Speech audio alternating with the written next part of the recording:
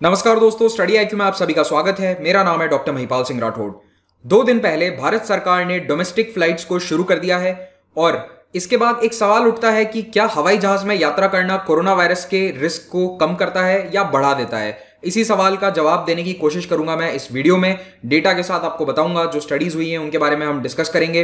तो आइए शुरू करते हैं इस लेक्चर को। अगर आप मुझसे सोशल मीडिया पर जुड़ना चाहते हैं तो मुझे ट्विटर, इंस्टाग्राम या फेसबुक पर इन आईडीज पर फॉलो कर सकते हैं। मेरे सभी लेक्चर्स के अपडेट्स आपको यहां प्राप्त हो जाएंगे और पीडीएफ आप इस टेलीग्राम चैनल से डाउनलोड कर सकते हैं। स्टडी आईक्यू का स्मार्ट कोर्स सिविल सेवा परीक्षा यानी आईएएस एग्जाम के लिए उपलब्ध है। इस कोर्स की मदद से आप घर बैठे अपने मोबाइल फोन पर आईएएस एग्जाम की तैयारी कर सकते हैं। तो जल्द से जल्द डाउनलोड कीजिए स्टडी आईक्यू ऐप को from the Google play store और इस कोर्स पर अवेलेबल ईएमआई ऑप्शन का भी लाभ उठाया जा सकता है टिल 31 मई। 25 मई को भारत ने 2 महीने बाद घरेलू उड़ानों को शुरू कर दिया और हमारे जो नागरिक उड्डयन मंत्री हैं उन्होंने ये कहा था कि पहले दिन 832 फ्लाइट्स ऑपरेट करी गई हैं। हालांकि वो डेटा अभी फिर से रिवाइज कर दिया है उन्होंने। अब कहा जा रहा है कि 428 फ्लाइट्स हैं। एनीवेज, फ्लाइट्स शुरू हो चुकी हैं और कई फ्लाइट्स ऑपरेट कर रही हैं। हालांकि इसमें कई प्रॉब्लम्स भी आ रही हैं। There were multiple cancellations of flights. कई लोग एयरपोर्ट्स पर अभी भी अटके हुए हैं। तो शुरुआती दिक्कतें देखो आएगी और ऐसा भी कह रही हैं एयरलाइंस की पहले दिन तो काफ़ी भीड़ थी, लेकिन सेकेंड डे जो फ्लाइट्स चलाई हैं उन्होंने उसमें ऑक्यूपेंसी बहुत कम थी। कई हवाई जहाज 25 से 50% कैपेसिटी के साथ ही उड़ान भर रहे हैं, यानी कि उनमें मोर देन 50% सीट्स खाली जा रही हैं। लोग अभी भी उतना बुक नहीं करवा रहे हैं सीट्स को, उतना ट्रैवल नहीं कर रहे हैं जितना पहले था। और ये भी एक बड़ा रीज़न है फ्लाइट कैंसिलेशंस का, क्योंकि फ्लाइट्स जब तक फुल नहीं होती हैं तब तक एयरलाइन कंपनीज को प्रॉफिट नहीं होता है। तो इसके कारण भी कई फ्लाइट्स कैंसिल हुई हैं। कुछ फ्लाइट्स में तो ऑक्यूपेंसी रेट 7% तक थी। दूसरी बड़ी समस्या दोनों यात्री और हवाई जहाज कंपनियों के लिए यह है कि हर राज्य के अपने नियम कायदे हैं। कुछ स्टेट्स कह रहे हैं कि हम हवाई यात्रियों को आने पर 14 दिन के लिए क्वारंटीन करेंगे। कुछ राज्य पहले तो मना ही कर रहे थे कि हमें फ्लाइट्स चाहिए ही नहीं, जैसे कि महाराष्ट्र। वेस्ट बंगाल में साइक्लोन के कारण जो डिस्ट्रक्शन हुआ है उसके कारण वहां की सरकार कह रही है कि अभी कोलकाता एयरपोर्ट हम चालू नहीं कर सकते। तो कई तरह की प्रॉब्लम्स हैं। अभी क्लैरिटी आने में 2-3 दिन लगेगा सभी जगह से। There are different rules for different states, लेकिन ये सब कुछ सॉल्व हो जाएगा कुछ दिनों में और फ्लाइट्स नॉर्मल रिज्यूम होंगी। अब सवाल यह है कि क्या यात्रियों के लिए हवाई जहाज में यात्रा करना सुरक्षित है या नहीं। तो देखो, मास्क तो अब सभी लोग पहनकर चल रहे हैं, कंपलसरी भी कर दिया गया है भारत सरकार के द्वारा।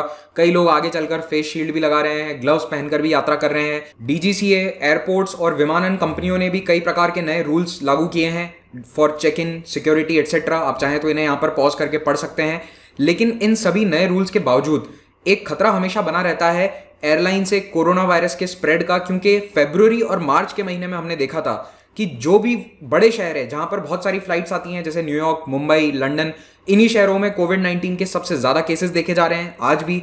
और कुछ केसेस तो बहुत ही पर्टिकुलर हैं, जैसे कि ईरान की महान एयर नाम की एक कंपनी है। ईरान ने फ्लाइट्स को बंद कर दिया था, उसके बावजूद ये एयरलाइंस उड़ान भरती रही थी और मिडिल ईस्ट के कई देशों में इसी एयरलाइन और इसके क्रू के कारण कोरोना वायरस फैला था। तो अगर हम ओवरऑल रिस्क को देखें तो एक शहर से दूसरे शहर या एक देश से दूसरे देश तक कोरोना वायरस को स्प्रेड एयरलाइंस कर सकती हैं, लेकिन जो पैसेंजर्स एयरक्राफ्ट में बैठे हैं उनमें कंपैरेटिवली रिस्क कम होता है compare to other modes of travel. यानी कि अगर ट्रेन या फिर बसेस को आप कंपेयर करें तो वहां के कंपैरिजन में एयरलाइंस में ट्रांसमिशन का रिस्क थोड़ा सा कम है। रिस्क ज्यादा कहां पर है, किन लोगों को है, वो मैं अभी आपको आगे बताता हूं। अब क्योंकि हम हवाई जहाज के बारे में बात करने जा रहे हैं तो एक बार आपको बेसिक आइडिया होना चाहिए कि सीट्स का अरेंजमेंट कैसा होता है किसी भी एरोप्लेन में। तो देखिए, भारत के अंदर टिपिकली इस्तेमाल होता है एयरबस A320 और वो अंदर से ऐसा नजर आता है। तो इसके अंदर आप देखेंगे कि मल्टीपल रोज हैं और इसके अंदर नंबरिंग कुछ ऐसे होती है A, B, C, D, E और F। तो मान लो कि ये 1 2 3 4 फोर्थ रो है, तो इसमें इस वाली सीट को कहा जाएगा 4A, 4B, 4C, ऐसे नंबरिंग इसमें होती है। बीच में ये चलने की जगह होती है और इसके सबसे नजदीक में जो सीट है इसे कहा जाता है आइल सीट।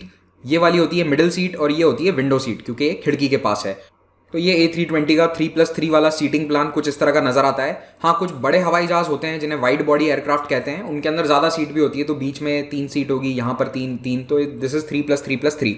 WHO का हवाई यात्रा से संबंधित क्या कहना है? तो WHO की एडवाइजरी ये कहती है कि अगर आप ऐसे एरिया में बैठे हैं जहां पर कोई और इन्फेक्टेड पर्सन है, if you are seated in the same area of the aircraft, तो फिर आपको संक्रमित वो व्यक्ति कर सकता है, क्योंकि खांसना, छींकना, इन्हीं सभी से, ड्रॉपलेट इन्फेक्शन से ये इन्फ्लुएंजा फैलता है, कोरोना वायरस फैलता है। और उसके अलावा अगर एयरक्राफ्ट के अंदर वेंटिलेशन सिस्टम सही से काम नहीं कर रहा तो भी वो स्थिति काफी कंटेजियस हो सकती है।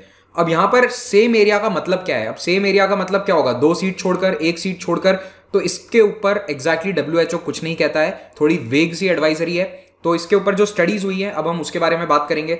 2018 में national academy of sciences of USA की जर्नल में एक रिसर्च आर्टिकल छपा था। इसमें 2 यूनिवर्सिटीज़ के रिसर्चर्स ने एक डिटेल रिसर्च किया था। उन्होंने ये देखा था कि हवाई जहाज़ के अंदर ड्रॉपलेट मीडिएटेड रेस्पिरेटरी डिजीज़, यानी कि ड्रॉपलेट से फैलने वाली जो बीमारियां हैं फेफड़ों की, जो कि कोरोना वायरस भी इसी प्रकार की बीमारी है, ये किस तरह से फैलती हैं। तो उसके ऊपर इन्होंने एक मॉडलिंग स्टडी करी थी, यानी कि अगर बीमारी होती है तो कितने लोगों में फैलती, इसको एक उन्होंने मॉडल किया था। एक्चुअली में उन्होंने ये नहीं देखा था कि कितने लोग बीमार पड़े, क्योंकि ऐसा तो पॉसिबल है नहीं कि आप बीमार व्यक्ति को, सार्स वाले व्यक्ति को बिठाकर रिसर्च कर लो।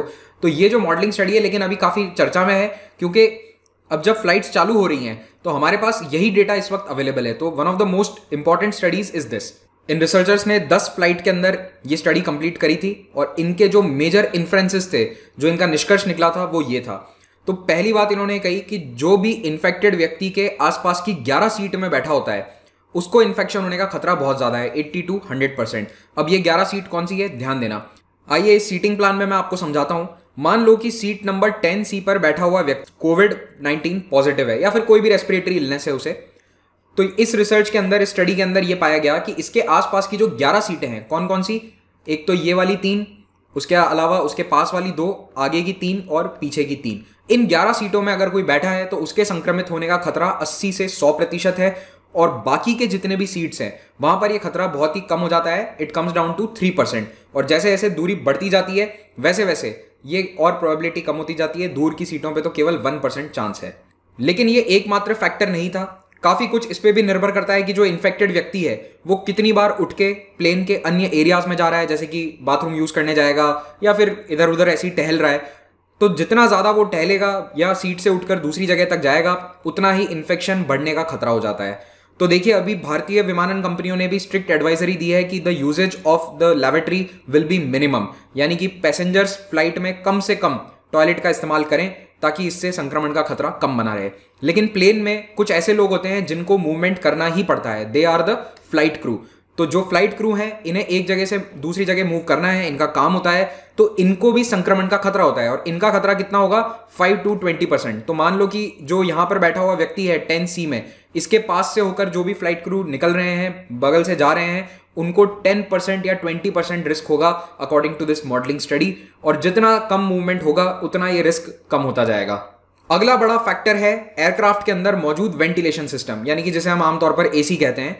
तो वेंटिलेशन सिस्टम ना केवल ठंडी हवा फेंकता है बल्कि एक और महत्वपूर्ण काम करता है, वो बाहर की ताजी हवा को अंदर लाता रहता है, यानी कि रीसर्कुलेट करता रहता है। तो जनरली जो आपके घर में या फिर ऑफिस में AC लगे होते हैं, वहां पर 1 घंटे में 3 या 4 बार में पूरे रूम की हवा चेंज हो जाती है। लेकिन एयरक्राफ्ट्स के जो वेंटिलेशन सिस्टम है वो बहुत ही पावरफुल होते हैं और उनमें ये जो चेंज है वो 1 घंटे में 20 से 30 बार होता है। तो इसके कारण एयरक्राफ्ट के अंदर ड्रॉपलेट इन्फेक्शन का खतरा थोड़ा कम है, क्योंकि मान लो कि कोई अगर छींक रहा है और ड्रॉपलेट्स को निकाल भी रहा है वातावरण में, तो एयरक्राफ्ट का वेंटिलेशन सिस्टम उसे अपने अंदर खींच के और बाहर निकाल देगा और ताजी हवा बाहर से अंदर आएगी।